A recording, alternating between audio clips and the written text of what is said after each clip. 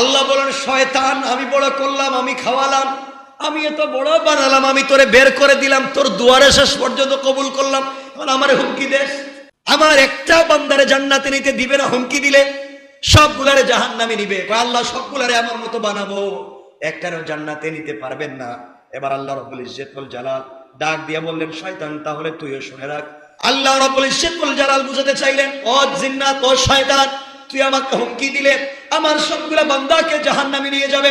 আমার বান্দাকে তুই 100 বছরের হায়াতে 99 বছর 11 মাস 29 দিন নাফরমানি করাবে, গুনাহ করাবে, তোর পথে চলাবে।